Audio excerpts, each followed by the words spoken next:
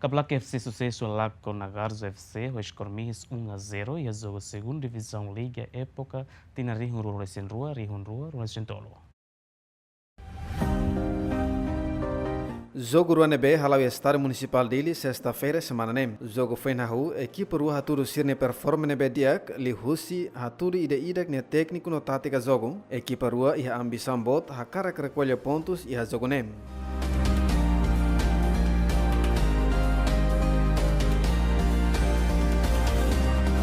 No jogo continuou, a equipe rua começa a halau esforço an makas lutan, atu marca gol Roma, mas bem difícil tebes, tambaladun domina jogo.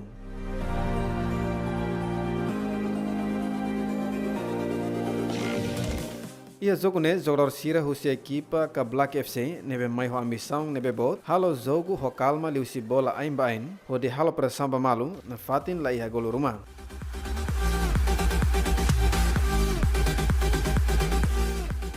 Jogo continua manas lutan wan hira jogador husi Nagarzo FC tenta halmos contra-ataque ba ia are ka Black FC nian mai be oportunidade hirak ne la bela sai golu tamba defesa husi ka Black sólido ho de bela salva bola nebe sutu husi jor Nagarzo.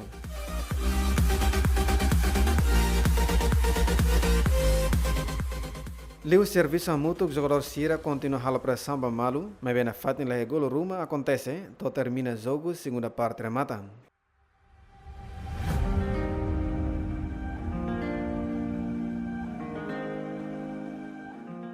Hafuen descansa 10 minutos balun, equipe ro continua halo lança sutos ba malu, liu si pressão ba pressão.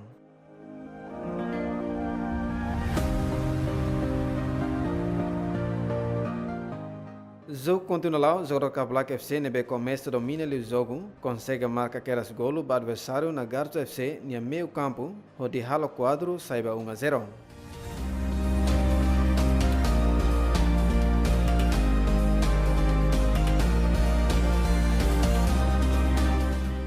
O resultado ne halo adversário Nagarzo FC koko luta makas lutan hakara halo mudança ba quadro score mas bela consegue tamba defesa o Sika Black FC nian salva bola metin liu.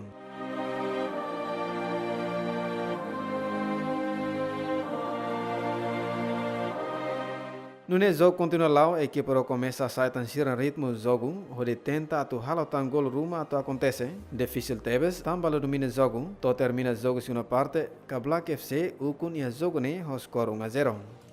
David Gonçalves, Chemen.